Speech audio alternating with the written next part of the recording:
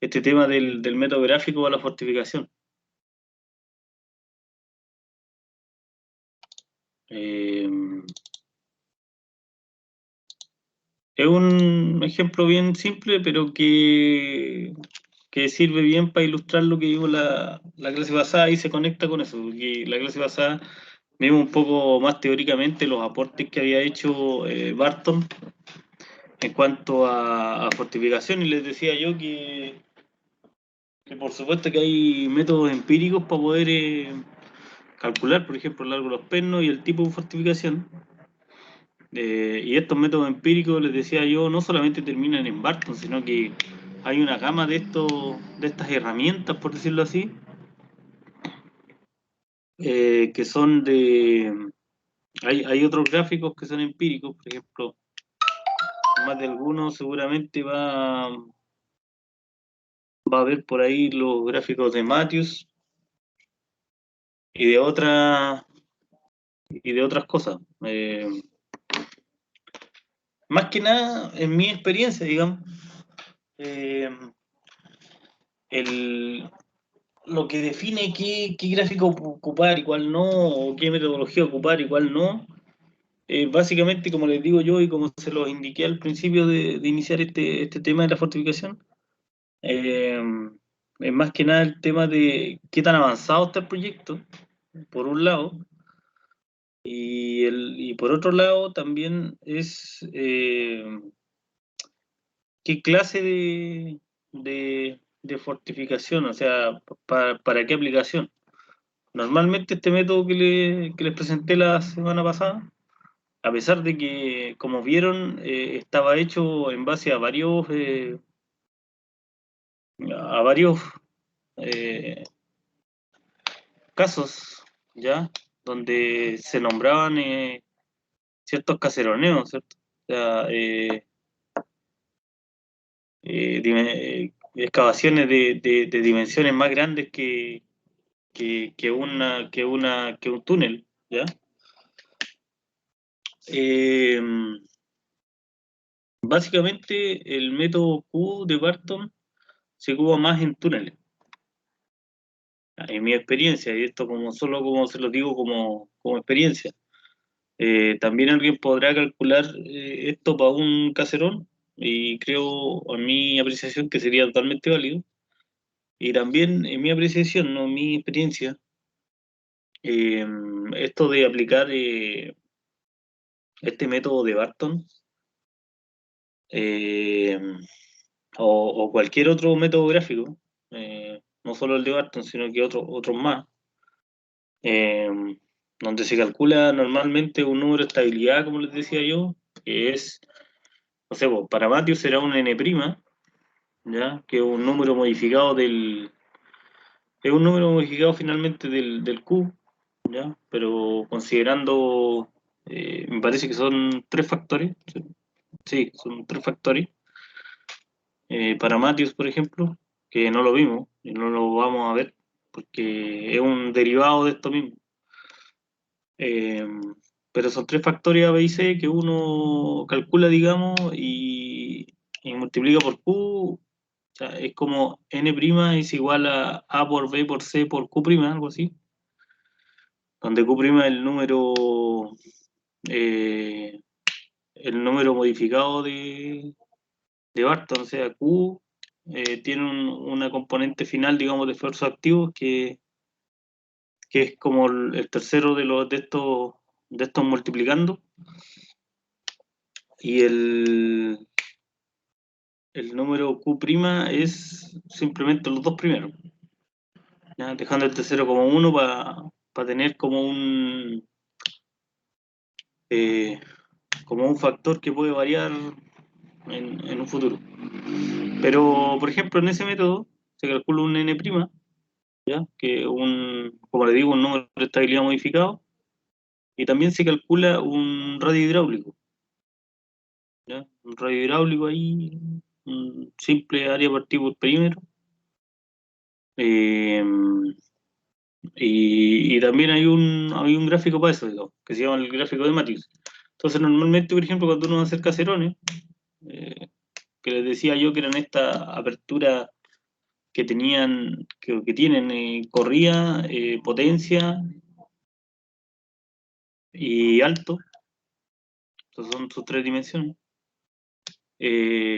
Ahí se ocupa el método de Matthews, o sea, cuando uno va a hacer caserones. Y el número de Barton normalmente se ocupa en tunelería, ¿no? Cuando uno va a hacer túneles. Pero estos dos métodos, o más de estos métodos, no solo estos dos, sino que muchos más que estos, están, digamos, constreñidos a una etapa donde uno está haciendo un cálculo para como una prefactibilidad, o sea, viendo qué tanta es la apertura factible para uno hacer un túnel. O sea, la pregunta es si la sección del túnel es estable o no es estable. ¿Ya? O sea, por ejemplo, uno tiene un túnel de 5x5, si eso requiere reforzamiento, o sea, requiere eh, fortificación, o no lo requiere. ¿Ya? Esa es como la gran pregunta. Hasta qué nivel, digamos, de apertura, de área del túnel, yo no necesito un reforzamiento. Pero, como les decía también la clase pasada, cuando ya pasamos a hilar más fino, a ver si es que podemos, por ejemplo, agrandar un poco más este túnel o agrandar más este caserón, o por ejemplo, o queremos ser más finos en el tema de si otra labor afecta a esta, o sea, cosas de ese estilo, se tiene que pasar ya a métodos numéricos, ¿ya? Que requieren un poco más de tiempo, sí, requieren un poco más de datos, sí, pero ya en el estadio, cuando uno está en el proyecto, ya todos esos datos están, ¿ya? Entonces, como les digo, vamos a ver este caso como particular de aplicación del Q de Barton, ¿ya? Eh, Como para hacer un ejemplo práctico de cómo sería calcular una fortificación puntual, ¿ya? Eh, bueno, ahí a la vuelta vemos si hacemos algo más, porque también, como les digo, esta herramienta de hacer estudios más acabados, digamos, y más al hueso, digamos. Lo que pasa es que todo siempre tiene un factor de seguridad, por decirlo así. O sea, siempre hay uno tiene que casarse o buscar un factor de seguridad que le está dando el método. El método en sí no dice esto va a colapsar, ¿no? Sino que da una especie de factor de seguridad. ¿Ya? Bueno, estos métodos gráficos es como más gráfico. Uno, mientras más metido esté en la zona estable, más menos requerido la fortificación, pero ya cuando uno se empieza a acercar a esta línea que separa la fortificación de la no fortificación, ya progresivamente uno tiene un, un factor menor, ¿ya? Y eso lo vamos a ver un poco mejor en el tema de talude, que es el último tema que nos queda en este curso y que vamos a ver antes de la prueba final, digo, ¿ya? En talude, básicamente se lo adelanto, en talude uno tiene unos eh, criterios de la roca, puede ser una cohesión y un ángulo de fricción, o puede ser también eventualmente, por ejemplo, un criterio como el que vimos de Hook and Brown. O sea, uno tiene los parámetros de Hook and Brown de falla y uno lo que hace es ver qué tan cerca de la falla está con el talud.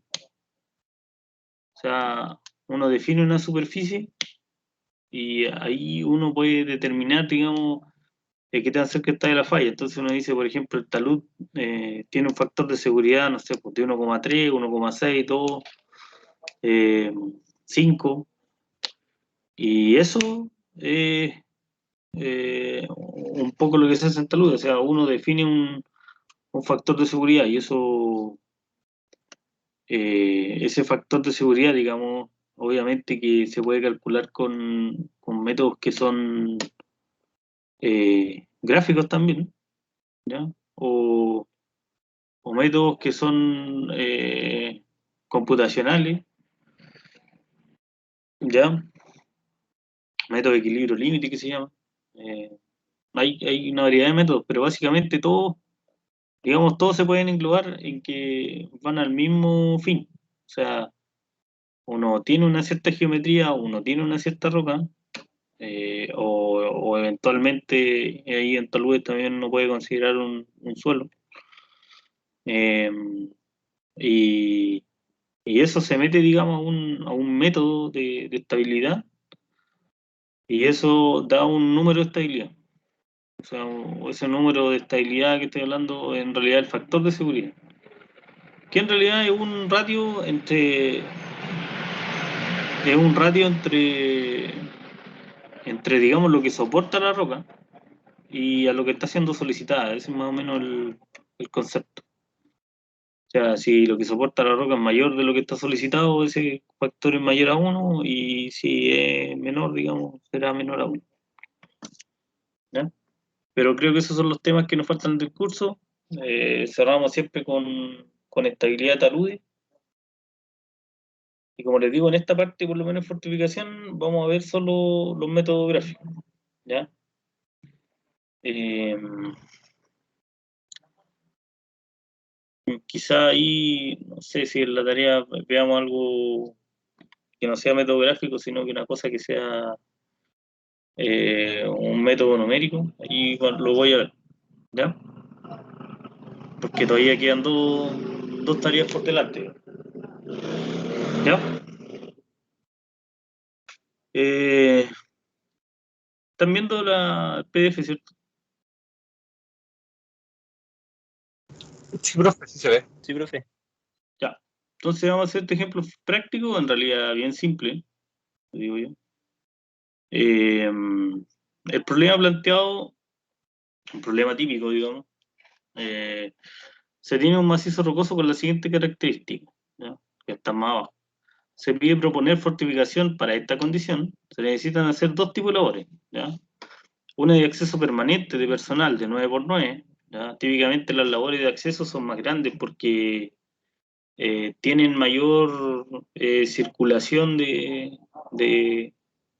qué sé yo, de equipo, maquinaria y cosas. O sea, no se puede hacer una labor tan chica tampoco porque a veces hay que meter, no sé, pues, un camión eh, con, con alguna maquinaria o hay un commute de trabajadores y de personal también que entra en buses y esas cosas. Así que no pueden ser labores chicas ni tampoco labores medias inestables, ¿ya? Y otra producción temporal de 3x3, ¿ya? La de producción temporal básicamente es una labor que se hace, digamos, con el fin de extraer un material, y esa labor, así, eh, viéndolo, digamos, temporalmente, esa labor tiene que durar lo que dura la explotación del sector, no más, ¿ya? Usted tenía un profesor que decía que si uno eh, entraba a una mina y, no sé, pues que tenga 100 años y las labores que eran temporales todavía están bien, significa que no se había hecho bien el diseño.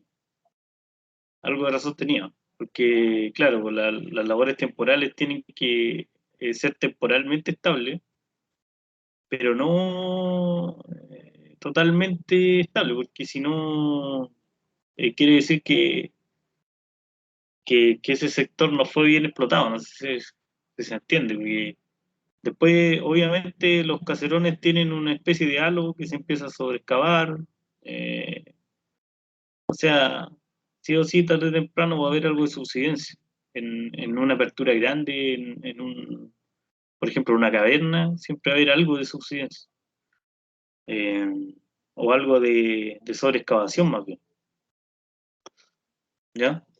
Eh, entonces son dos túneles que tienen distinta finalidad y el tipo de roca de arenisca. ¿Alguien sabe cuál es esta roca o algo que les llame la atención de este nombre de roca?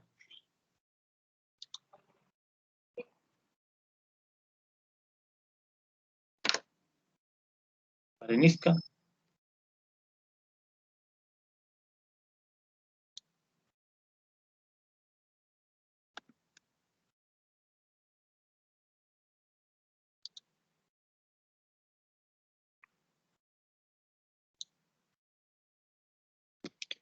Profe, ¿Sí? así como para aportar algo, que el que sea arenisca es no sé, quizá la acumulación de arena, o sea, como una roca sedimentaria hecha por eso, ¿o no? Exacto. Esa es como por lo menos la visión que también tengo yo, ¿ah? Arenisca es como una arena, una roca sedimentaria. Siempre es importante cuando ustedes le hablen de una roca, eh, cualquiera sea, ¿no? Y yo no me la sé todas tampoco, o sea, son quizás millones, no sé cuántas, quizás miles, millones, no sé. Pero traten siempre de clasificarla de dónde viene.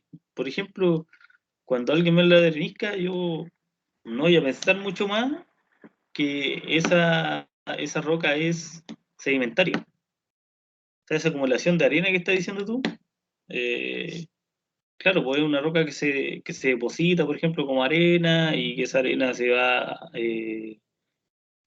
compactando y se va depositando de manera horizontal, hasta que forma planos horizontales, o sea, está depositada de una manera, ¿cómo se depositan las rocas, digamos, sedimentarias? Las rocas sedimentarias se depositan una capa sobre la otra y se genera una roca.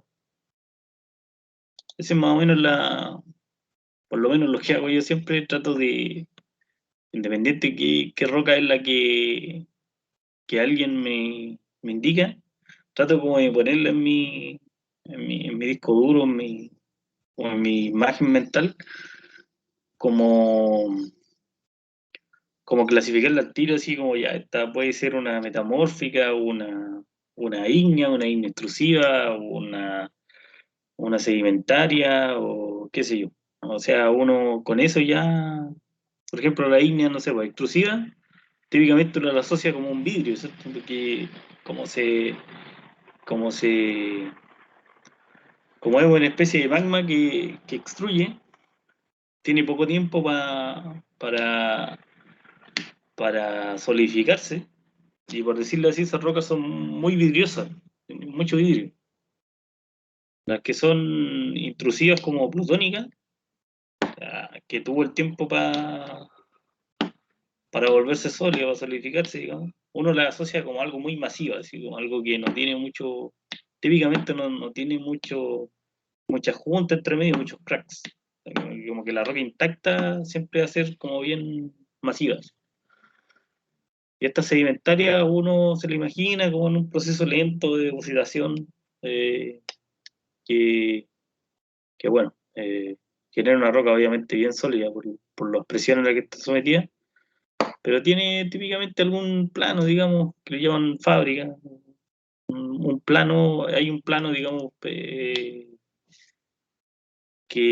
se podría decir que es como un plano preferente, digamos, donde hay una depositación, ¿ya? Yo como consejo, digamos, así como tratar de clasificarla no para como un ejercicio académico de clasificación, ¿eh? Sino que como para tenerle una imagen mental de dónde estoy parado. Si esto es sedimentario, es plutónico, es extrusivo, O sea, ¿dónde más o menos? Porque uno cuando ingresa así a un lugar donde hay varios paquetes de roca,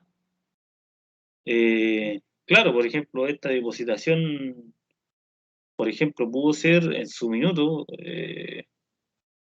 no sé, pues, pudo ser a flor en superficie, pero esa roca está en el interior de la Tierra, entonces ahí es donde uno un poco se pierde. O sea, por ejemplo, imaginen, no sé, pues ya esta arenisca se depositó y después, no sé, pues un evento volcánico y sobre esa arenisca tenemos otro estrato, pero que es ya de una roca extrusiva.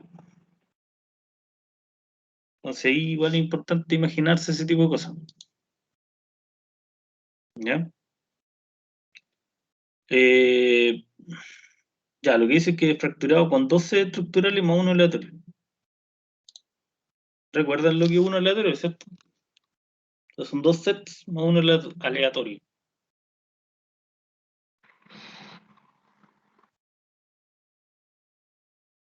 ¿Qué significa eso, profe? No me acuerdo. Ya, si recuerdan la tarea, no sé si todos lo hicieron.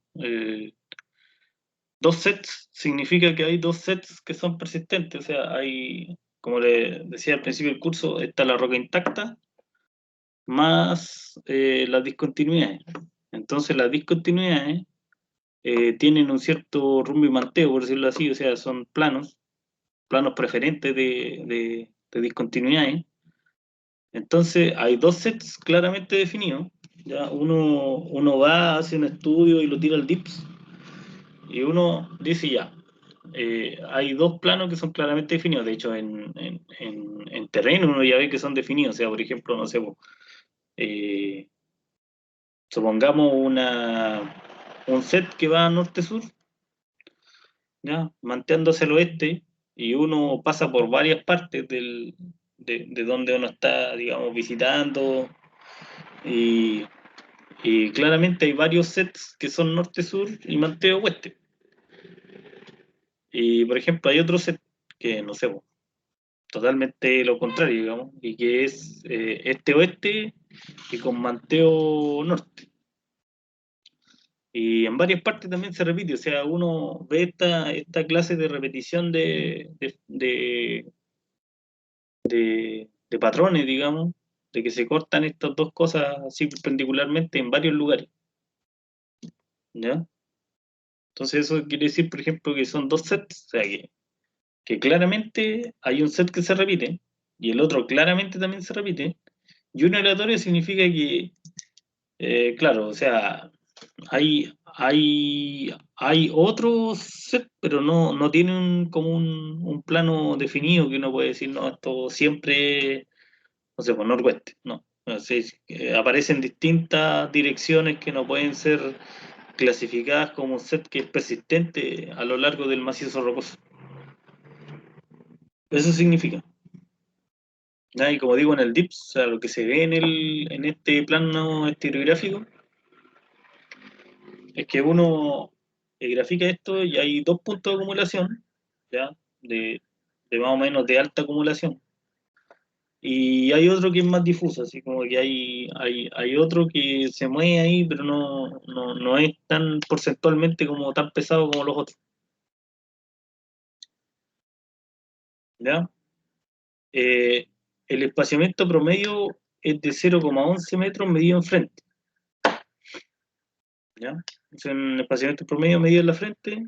En algún minuto vimos esa cuestión con el RQD, de que uno puede ir a la frente, digamos, y medir el espaciamiento de, de estos sets estructurales en la frente. ¿Ya? Posee superficies de discontinuidades rugosas y altamente alteradas con vería. Aquí es donde empieza el tema de la descripción, ¿cierto? Del, de la descripción como geológica. O sea, el geólogo les va a dar quizás un rosario de cómo ve él la alteración Entonces, por ejemplo, aquí dice, posee superficies de discontinuidades rugosas y altamente alteradas con vetillas, pero sin presencia de arcillas. ¿Ya? O sea, no hay arcillas. Las fracturas están generalmente en contacto con aperturas de menos de 1 milímetro. ¿Ya? O sea, hay una fractura, esta fractura, digamos, existe y está ahí, pero ambas caras de esa fractura están en contacto. O sea, hay una rugosidad y hay un contacto. Eso me habla de que no hay un posible, digamos, desplazamiento entre una cara y otra. O sea, esa fractura que define dos bloques, si bien está definiendo dos bloques, pero esos dos bloques están en contacto, ¿ya? Y esas rugosidades se están tocando, así que por lo tanto eh, no es una fractura lisa que no pudiera decir que un bloque puede desplazar libremente con respecto al otro, no, están tocando, ¿ya? El UCS promedio es de 85 megapascal. De eso, bueno, no sé si le hace sentido porque, claro, una roca sedimentaria, las rocas sedimentarias normalmente deberían andar entre los 50 hasta quizás los más de 100 megapascal de UCS. UCS más alto, por ejemplo, de 150 hacia arriba, generalmente están reservados a rocas plutónicas, o sea, rocas de mayor competencia.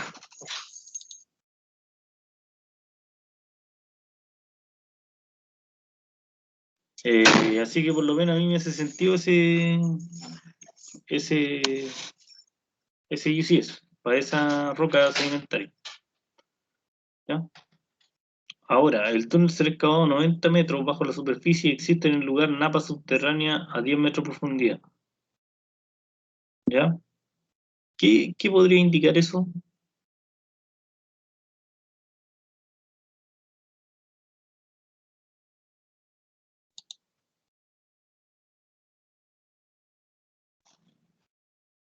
Si yo voy a excavar un túnel a 90 metros bajo tierra, y sé que casi de-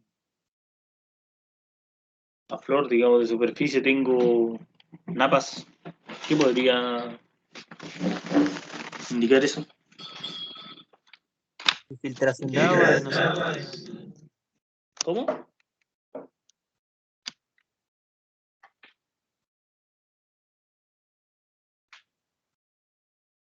¿Puede existir infiltración de agua, profe?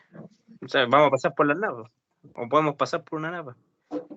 O sea, no, de pasar directamente no, no va a pasar, porque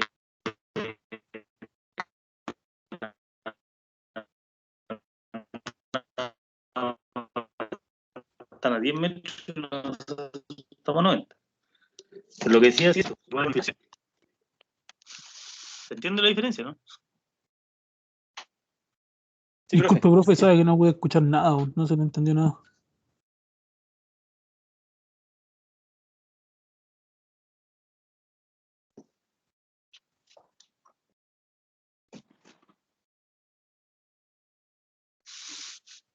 ¿Aló? ¿Se entiende la diferencia entre esas dos cosas, no?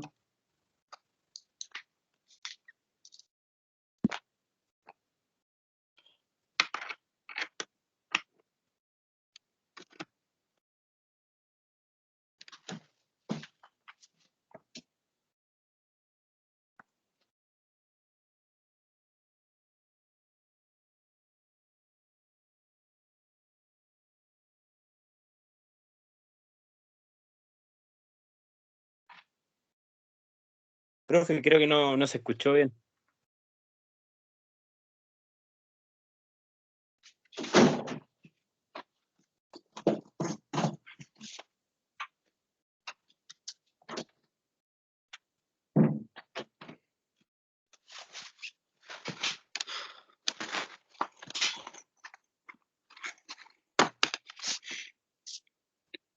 ¿Me escuchan?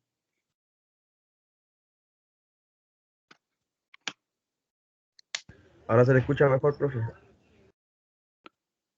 ¿Se entiende la diferencia entre esas dos cosas de pasar, digamos, bajo una napa y estar en ellas?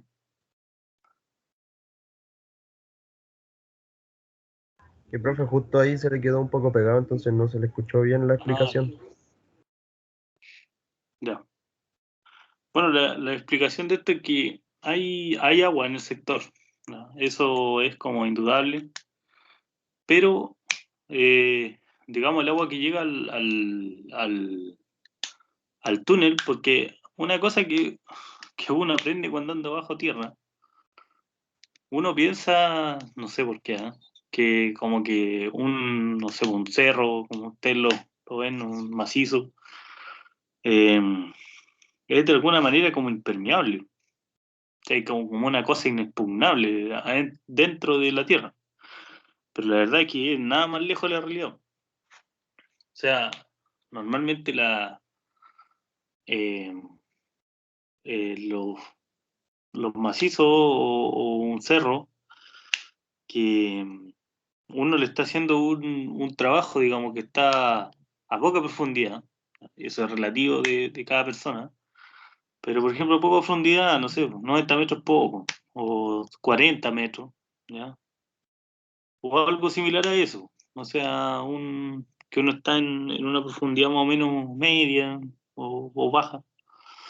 Eh, Hay escorrentía de agua desde, digamos, de afuera hacia adentro. Ya, por ejemplo, en invierno, cuando llueve mucho, el cerro gotea, o sea, hay escorrentía de agua por diversas fracturas que hay por todos lados de este macizo rocoso. ¿Ya? Pueden ser fallas, pueden ser simplemente grietas, pueden ser labores antiguas, incluso que uno ni siquiera las tiene cartografiadas en un mapa, sino que a veces hay, no sé, me ha tocado ver que uno va a superficie y en realidad hay un caserón tremendo, ya que rompe la superficie, pero rompió por subsidencia, no porque lo hayan hecho así. Y esa cuestión está llena de agua, y esa agua es una especie de pozo que, que simplemente esa agua se cuela, es como una especie de piscina que tiene un hoyo en el fondo porque hay alguna grieta, una falla, y toda esa agua tiene que escurrir hacia algún lado y escurrir hacia abajo, ¿ya? Entonces hay una escorrentía de agua, eh, posible al menos, posible, eh, que puede darse, porque claro, también podría ser no ser la situación y uno estar en otro sector que en realidad no hay escorrentía de agua, ¿ya? Eh,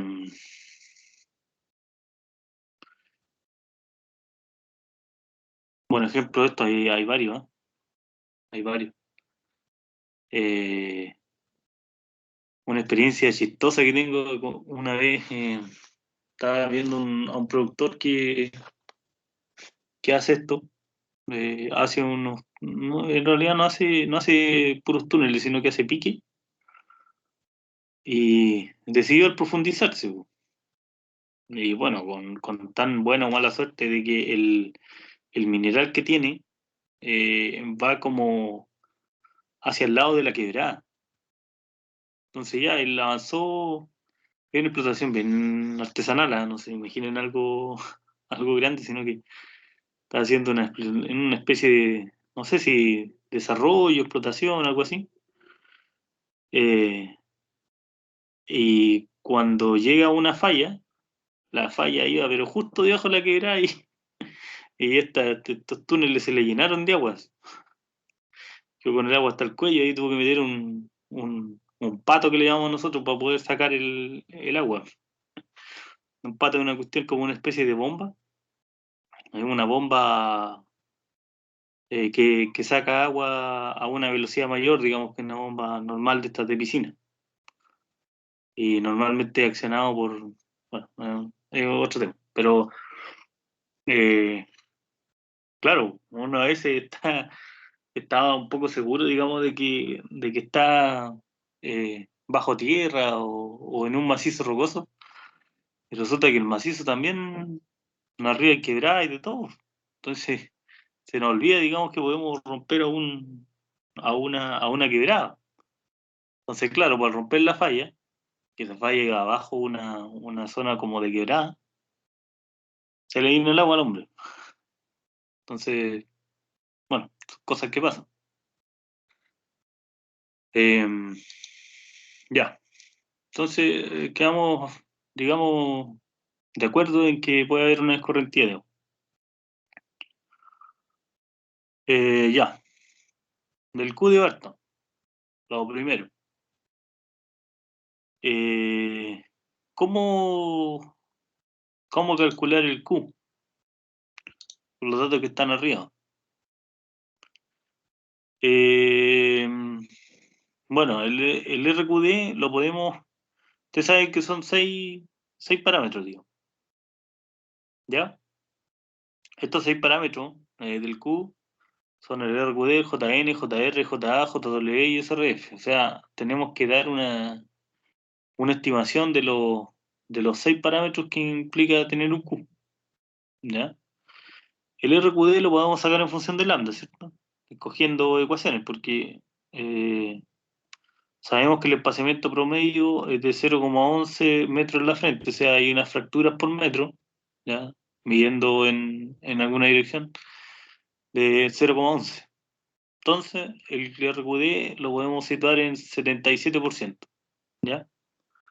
Esa sería la primera cosa que hay que notar aquí, que ese espaciamiento promedio medido en frente nos da pie, digamos, a estimar el RQD en función del lambda, ¿ya? No de J sub B, no el RQD medido directamente, ¿ya?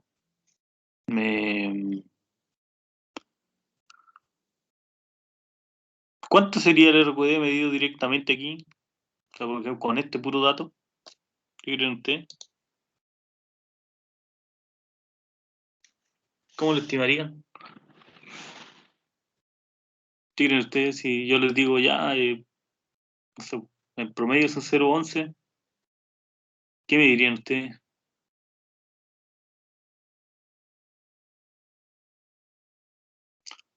Hay que ver cuántas discontinuidades caen en una cierta cantidad de metros de referencia. Ya, pero sí, pero esa es la forma que estamos ocupando. El RQD en función de lambda.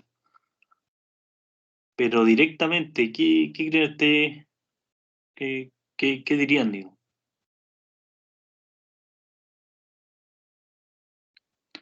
¿Qué RQD tendría, por ejemplo, un trozo de testigo o un sondaje que tenga puros trozos de 11 centímetros? ¿Cuál sería ese RQD?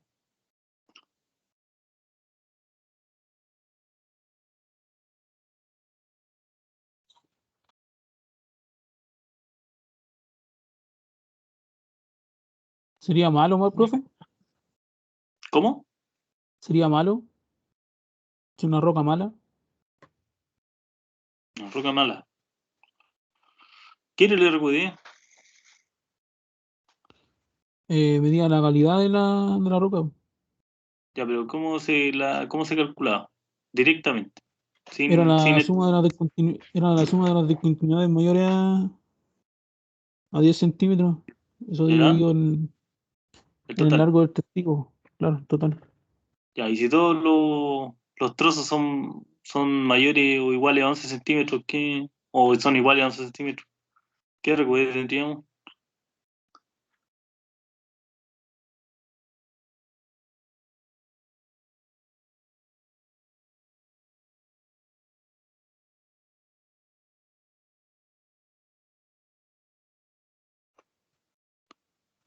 Bueno, porque se podrían sumar todos los trozos. Bueno, ¿cuánto? 100%. Del 100%. 100, ¿cierto? Lo que pasa es que acá se hace, claro, se hace un estudio estadístico, digamos, que son 11 centímetros, pero no todos van a tener 11 centímetros. O sea, están diciendo que el promedio es 11 centímetros. Entonces, por lo tanto, claro, habrá uno de 9 y se compensará con uno de, no sé, pues de 12 o 13, y así. Entonces, claro, estimándolo con este factor de lambda, da 77%. ¿Ya? O sea, asume que el 77% de estos trozos estaría sobre lo- los 10 centímetros. Como les decía yo, o les indiqué en alguna ocasión, esto fracturas, matemáticamente, digamos, son estimadas como una distribución de Poisson, y por ese tema. O sea, eh, se entiende que ese 11 tiene una distribución de Poisson alrededor de 11. Hay algunas que caerán bajo el 10 y hay algunas que serán sobre ese 11. ¿Ya? O sea, el 77% así, es una estimación, como le digo yo. No es una ley así, pero es una estimación que es, como le digo, bien usada y es válida. ¿Ya? 77% entonces. Pero si supiéramos ciencia cierta que todos son 11, sería 100. ¿Ya? Sin más. Ya, el JN, dos sets más aleatorios. Eso lo teníamos, no sé si está por aquí. No. Bueno, pero las tablas de Barton, uno puede ir al caso, y dos sets más aleatorios tienen un JN de 6. ¿Ya? El JR, que es el número de rugosidad, para estas junturas que son planas y rugosas, ¿ya? Sería de 1,5. ¿Ya? El JA, el número de alteración, sería 2. Y el JW no es 1, ¿por qué? Porque hay una posible escorrentía de agua. O sea, aquí el JW castiga también el Q, porque hay agua. ¿Ya? Hay una cierta escorrentía posible. Ahora no estamos hablando de algo que al menos ahí se indique que sea algo eh, muy grande, una escorrentía que sea como prohibitiva va a ser el túnel, no. Pero existe. ¿Ya? Yo el SRF1, una condición de esfuerzos medios, imagino que por acá está. Claro, lo que pasa es que acá tenemos un túnel que será excavado a 90 metros bajo la superficie. ¿Ya? Así, a, a- tirándose, digamos, un piscinazo. A 90 metros de la superficie, ¿cuánto sería más o menos el esfuerzo vertical? Si tuvieran que dar un número así.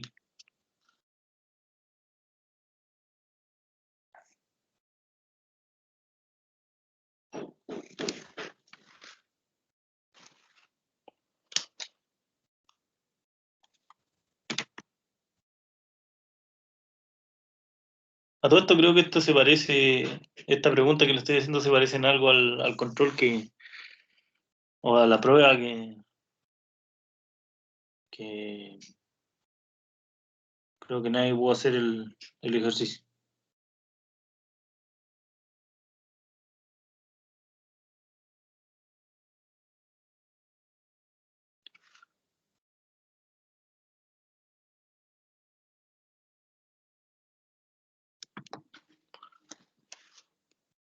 Profe, ¿cuál era la pregunta? La pregunta, si yo estoy a 90 metros, como en ese ejercicio, ¿a cuánto asociarían el esfuerzo vertical?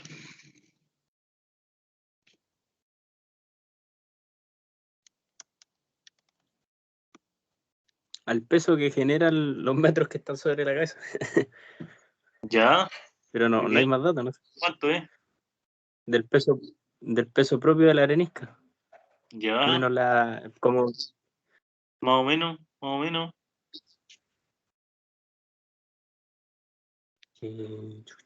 no sé.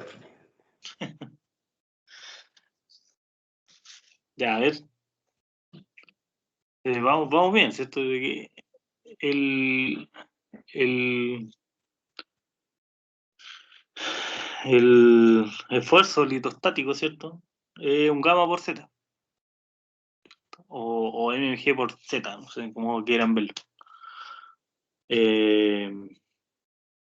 O sea, está asociado, como dice el compañero, a la masa. ¿Cuánto más o menos es en el punto? O sea, a 90 metros bajo el nivel del suelo.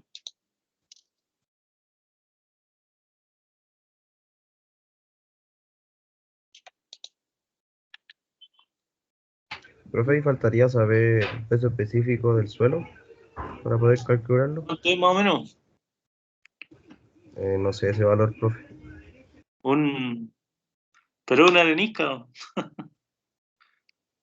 ¿Cuánto más o menos podría tener una arenisca de densidad? No sé, po. Ya, ¿qué densidad tiene el cuarzo?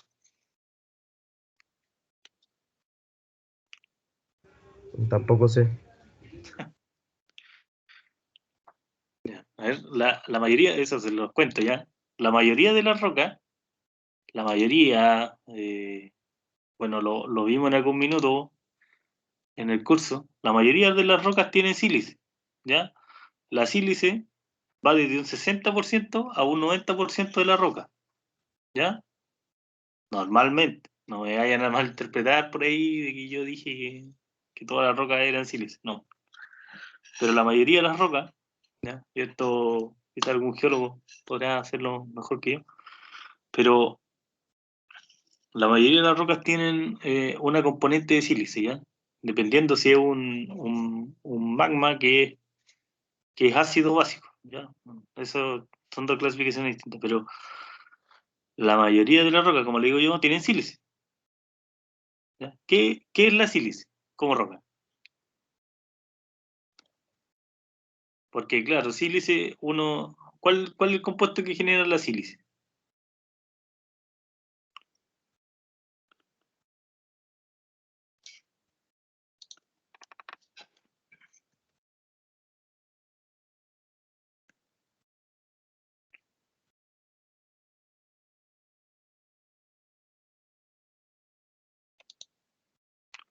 ¿El silicio, profe, o no?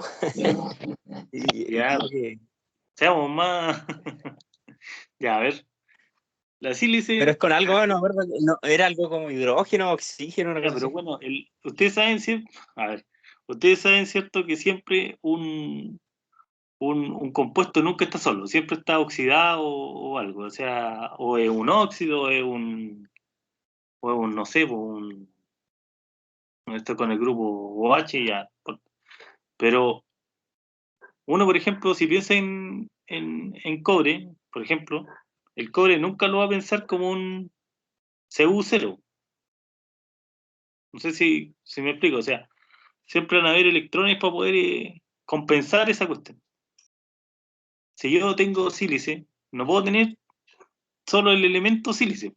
¿Se entiende? Porque ese elemento no es un gas noble, donde uno llega a la tabla periódica, ¿cierto? Y los gases nobles ya están, en su estructura atómica, están compensados en electrones. Entonces, por lo tanto, tiene que generar algún compuesto. O sea, por ejemplo, el H2O no es casualidad, digamos, sino que esas partículas de hidrógeno buscan el agua para poder tener una estructura que electrónicamente sea estable. Entonces, ¿qué pasa con la sílice? La sílice normalmente se encuentra como SiO2. ¿Por qué? Porque esos dos de oxígeno, digamos, compensan esa falta de electrones. Y esta cuestión eléctricamente es neutra. No sé si mezclé muchos temas ahí, pero es así, digo. O sea, uno piensa en la sílice como un elemento, digamos, pero ese elemento en la realidad no es un elemento, pues, sino que es algo que está ahí, es una roca. Y ese SiO2 es lo que uno conoce como cuarzo, pues, ¿y qué más? Entonces, digamos, es cuarzo. O sea, todo esto, como les digo yo, entre un 60% y un 90% de prácticamente todas las rocas ya, o al menos de las que vienen de un origen, de un magma, digamos, o de las que están en la corteza, eh, todas vienen de eh, con algún porcentaje de cuarzo importante. Entonces, ¿qué es lo más importante en la densidad de una roca?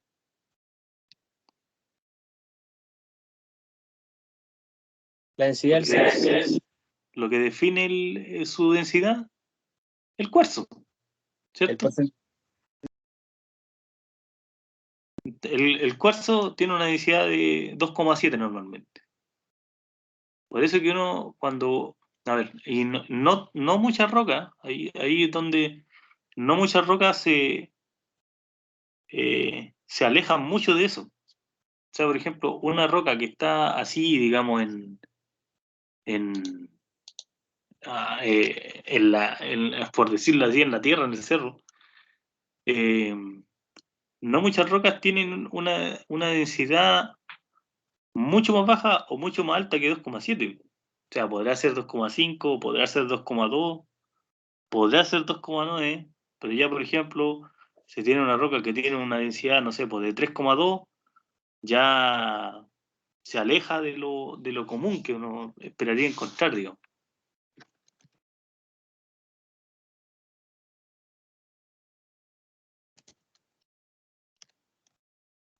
Hay, por supuesto que hay excepciones, yo no estoy hablando de, de verdad, no estoy como queriendo simplificar todo, pero estoy hablando de cosas generales que uno después, digamos, comienza a entender y aplicar, ¿ya?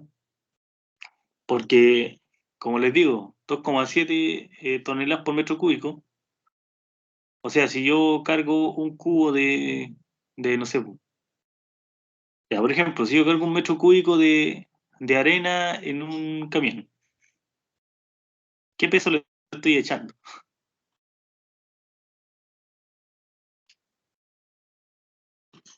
Más o menos.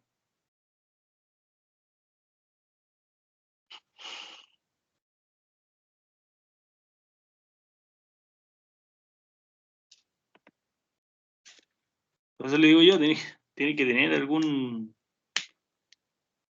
no sé, se puede llamar sentido común esto, pero es como tener parámetros generales, digamos.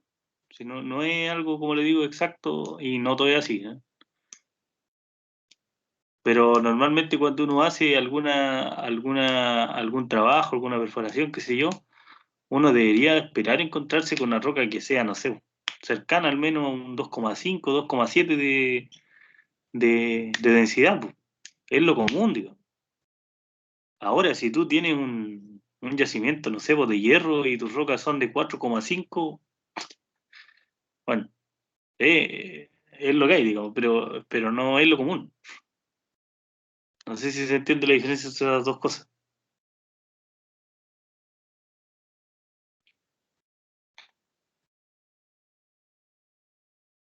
Por eso les decía yo, o sea, ya, les entiendo que, mm, que me digan ya el peso de la roca que está sobre esa profundidad, ¿cierto? 90 metros, ya está bien. Pero ¿cuánto es? O sea, ¿o cuánto creen usted que puede ser? Algo razonable. No le estoy hablando de algo. 2,3, profe. ¿Cuánto? Usted dijo que era como. Tiene que ser cercano, unos 2,2, 2,3, ya que arenisca, no sé. ¿Ya? Ya, eso me suena razonable. Por ejemplo, si tú me dices 2,3, no sé, pues en 100 metros, eh, Sí. eso transformado en megapascal, ¿cuánto es? Me parece que es 0,023, ¿cierto? Megapascal por metro, ¿cierto? Por lo tanto, a los 100 metros de profundidad tendré 2,3 megapascal de fuerza vertical.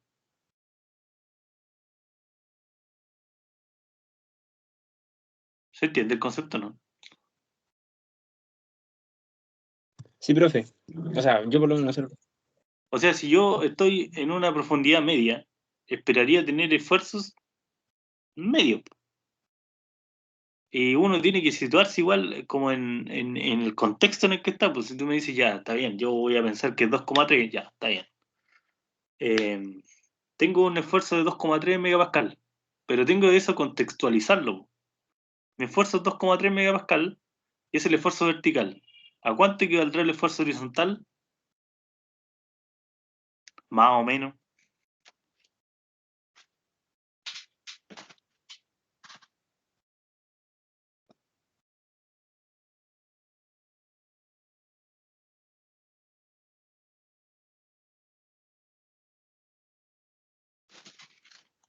Profe, igual es como un poco difícil estimar eso, ¿no? ¿Por qué? ¿Cómo podría saber el esfuerzo horizontal que se produce ahí? Ya, a ver. Yo dentro de las clases, en alguna clase, les mencioné que hay un cierto K, que es un factor de estrés que relaciona el sigma H y el sigma B. O sea, K igual a sigma H dividido por sigma B. Y ese K, hay un World Stress Map eh, que tiene un valor típico para, digamos, para distintos países o para distintos lugares. Ese K, acá en Chile normalmente está cerca del 2, puede ser 1,7, puede ser 1,5, puede ser 2. Entonces, como digo, el compañero decía ya, el esfuerzo vertical es 2,3. El esfuerzo horizontal podría ser, no sé, 4. O sea, puede ser un poco más alto, puede ser. Pero no se va a arrancar de ahí, digo. O sea, por ejemplo, nunca va a ser menor que el esfuerzo vertical. Porque acá en Chile siempre el esfuerzo horizontal dividido por el esfuerzo vertical es mayor que 1, así, seguro. Entre 1,5 y 1,7 puede andar. O sea, estoy hablando de una cosa, eh, como les decía nuevamente, no todas las rocas tienen la misma densidad, no todos los lugares son iguales, pero algo común, digo. De hecho, los software, incluso hasta los software, implementan esto, o sea, uno le da un K, uno le da un valor de esfuerzo vertical, o sea, de esfuerzo horizontal dividido por esfuerzo vertical.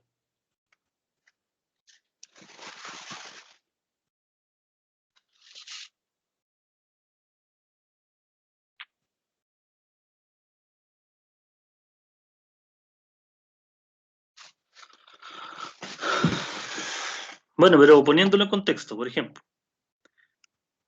por un lado no sé, pues, como decía el compañero, de 2,3, por ejemplo, y por el otro lado puede ser 4, 4 y tanto, ¿ya? ¿Habrá algún esfuerzo de corte ahí metido? Seguro. Pero la pregunta es, ¿cómo anda eso con lo que resiste la roca? ¿Cuánto habíamos dicho que era el UCS de la roca?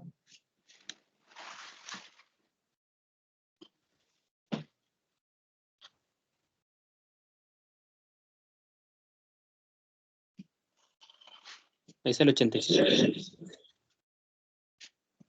Sí, el 85.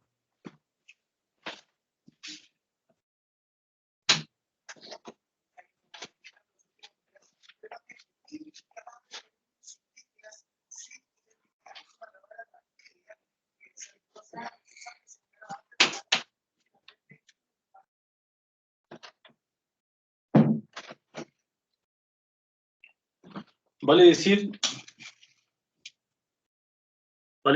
es una condición de esfuerzo bajo, ¿cierto? ¿Cuántas veces mayor, más o menos, la resistencia de la roca, el UCS, con respecto al esfuerzo que tiene la solicitación?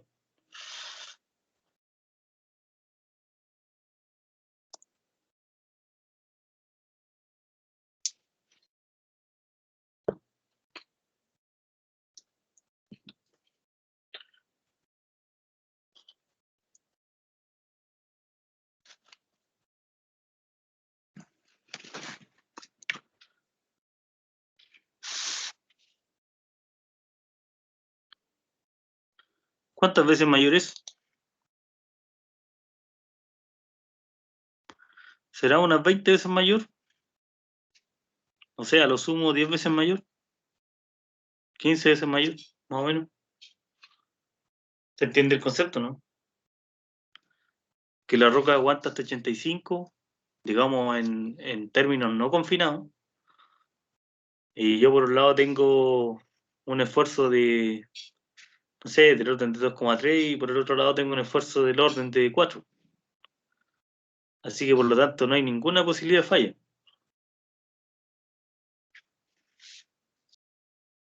¿Se entiende?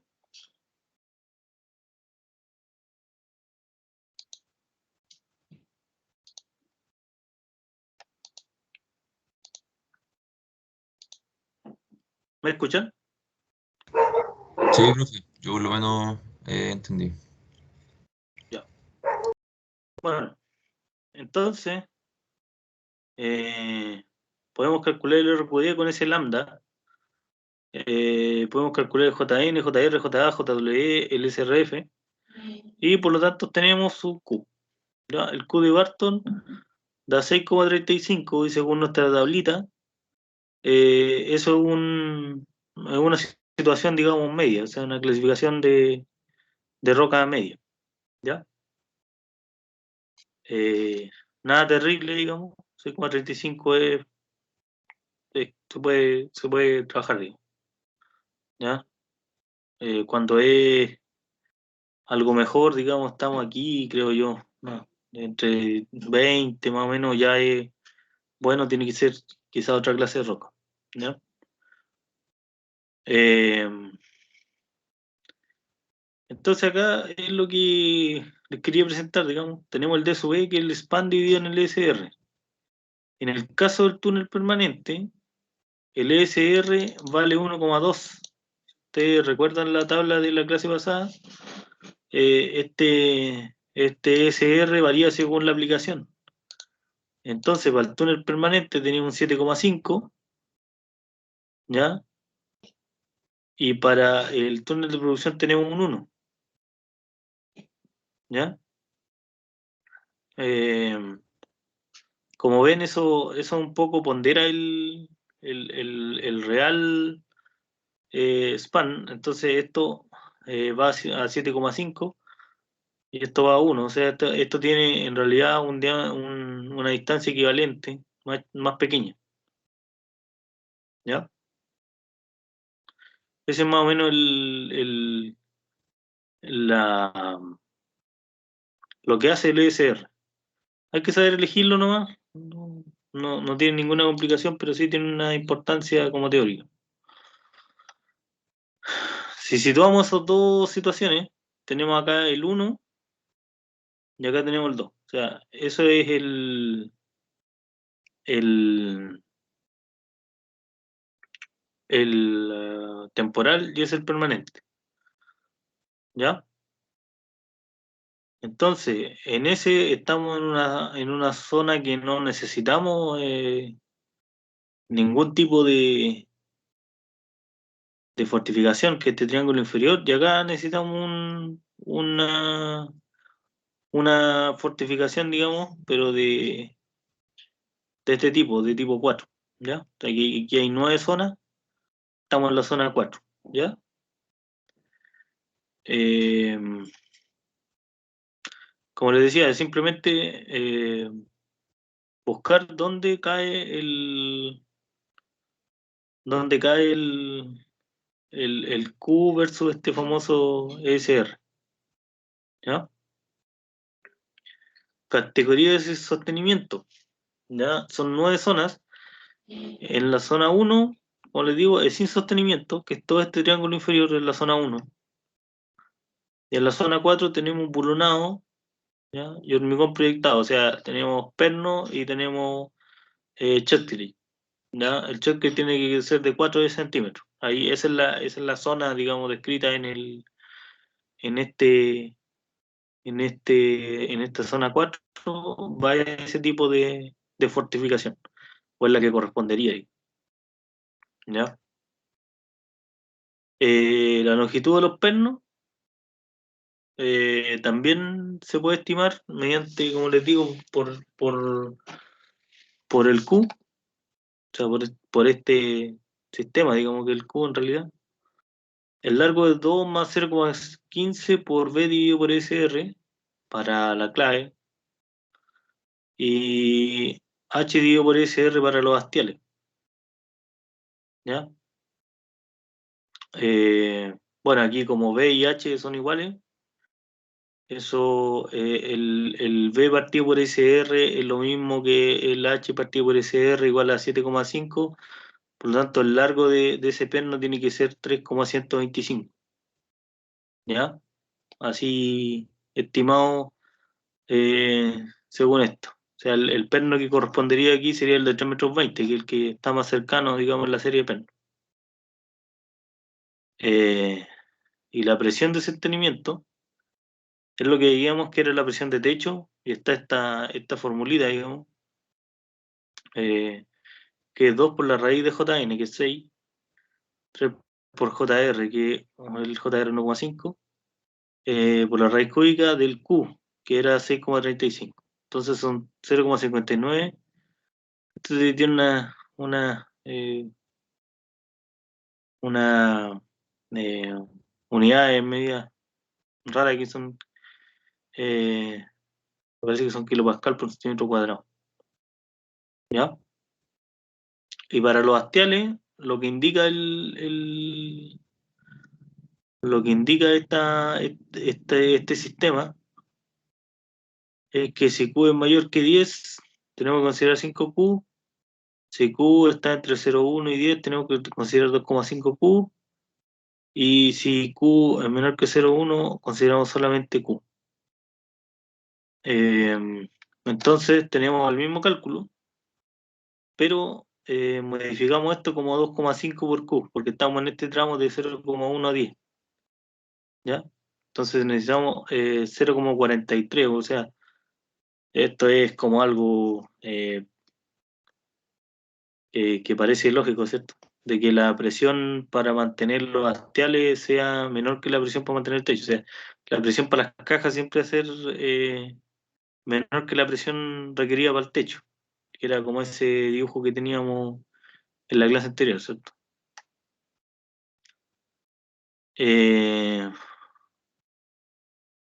Bueno, la distancia máxima, 1,3 metros, esa es la distancia máxima entre pernos, digamos. Bueno, raíz de 1 partido por P, que es P es la presión de sostenimiento, que era el 0,59 que teníamos antes, ¿ya?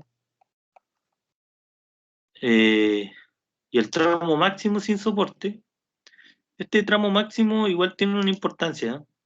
Que es que en Barton da como un tramo máximo que podemos avanzar sin soporte. No se olviden que la luz puede ser medida tanto en la frente, eso lo vimos en la clase pasada, puede ser medida tanto en la frente como la distancia que hay entre la frente y el último y la última fortificación que se hizo, ¿ya? Entonces, él estima el tramo máximo sin soporte como 2 por SR por Q a la 0,4, si recuerdan la última clase. Entonces, como el SR es distinto para los dos casos, ¿ya? Tenemos dos distancias, uno es 5 y el otro es 12,6. ¿Ya? Eh, o sea, en uno podríamos avanzar 5 metros sin soporte y en el otro podríamos avanzar 12,6 metros sin soporte.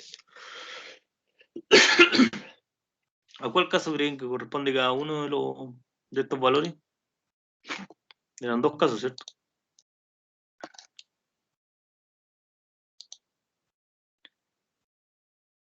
¿Qué esperarían ustedes?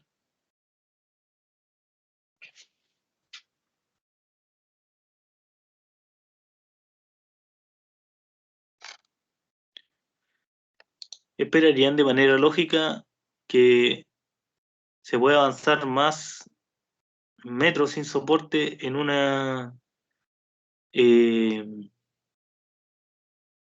en un túnel que es, digamos, temporal o no?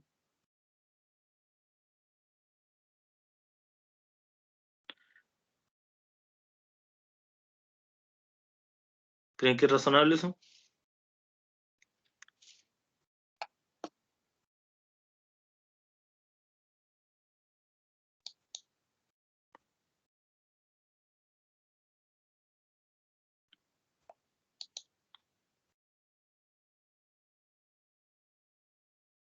Bueno, estos 5 metros son para el túnel permanente y el otro es para ese túnel temporal de producción.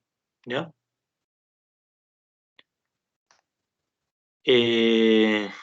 Así quedaría más o menos el túnel fortificado. ¿Ya? No siempre se fortifican las cajas. Esta es una foto eh, real, digamos. Creo que la tomé yo o alguien. Eh, de cómo se hace. Ahí están los pernos. Ahí esta cuestión está apretado ahí al cerro. Va esa malla y hay no sé si hay shotcrete, ¿eh? Parece que no hay shotcrete. Eso que se ve ahí es que la malla está cargada con algunas piedrecillas que han caído del, del cerro. Eh, Eso es una fortificación solo de techo y las cajas no están fortificadas, ¿ya?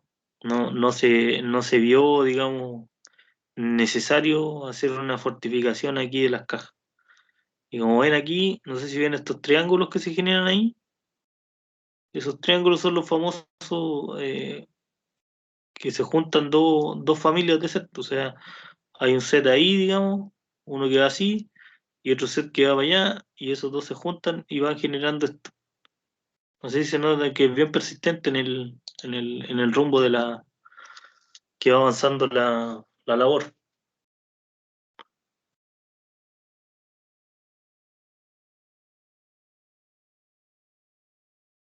Se nota, ¿no?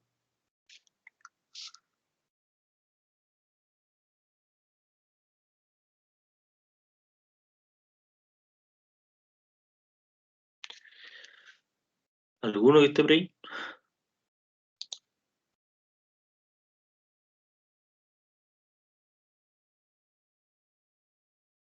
Bueno, digo, esto es lo que uno finalmente observa aquí. O sea, esta junta de dos familias aquí que generan esta punta, digamos, son las mismas que están generando estas puntas de acá. O sea, se ve bien que hay, al menos se ven ahí en la foto dos familias al tiro. Quizás hay una tercera, no lo sé, pero aquí en la foto se ve claramente que hay dos, por lo menos, a este lado. ¿Ya? Querían generar una simétrica a este otro lado, ¿no? Pero se ve que por todo el túnel se genera el mismo patrón.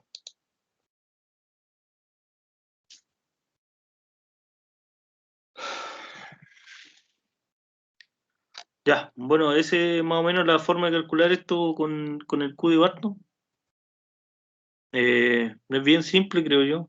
Al menos matemáticamente de verdad bien simple. Pero tiene un concepto bien importante detrás, como le digo, que es de ajuste de datos, una cosa empírica. Muy certero igual en la realidad, ¿no? O sea, cuando estas cosas, cuando este método gráfico nos dan, así digamos, una etapa de prefactibilidad hay que preocuparse, porque quiere decir que hay problemas, digamos, que hay problemas de estabilidad.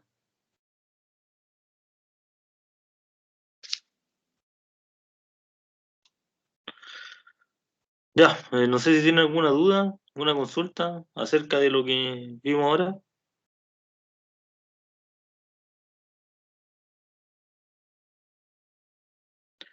acerca de este método en particular del, de este método gráfico de Barton para calcular fortificación.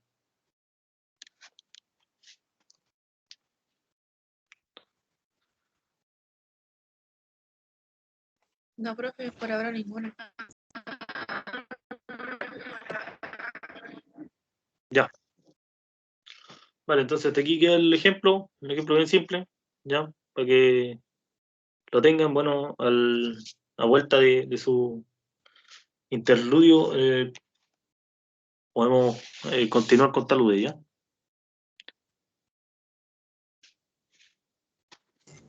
Ya, profe, perfecto. Profe, Vale, ¿le puedo hacer una consulta? ¿sí? Consulta, Y ¿no? respecto a las fechas, estoy un poco desactualizado, no sé cómo termina el semestre. Tengo algo notado, pero Ya no, que lo vimos en la clase pasada. Habíamos dejado que la próxima semana va a ser semana de interludio, ¿ya? Así que no hay ¿ya? nada, no hay tarea, no hay nada. Cuando vuelvan, les voy a dar una tarea el día 12, ya que sería la tarea 2 o el trabajo 2. En realidad es como un trabajo y una tarea, ni un trabajo 2. Y el día 20 va a ser la prueba 2. Y el día 19 va a estar el trabajo recuperativo. Y en la eventualidad de que alguien requiriera un, eh, una prueba recuperativa, se haría así de manera online, digamos, o sea, sería enviado al alumno del día 21 al 23. O sea, el 23 acaba el semestre, digamos. Ese es el último día de clase. Y de ahí viene el periodo de examen, obviamente. El Vale, 26 profe. de mayo vienen los exámenes.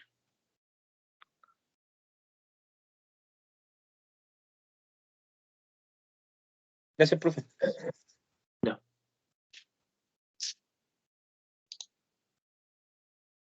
Vale, nos vemos. De vuelta a interludio. Ya, profe, cuídese. O bien. Chao, profe.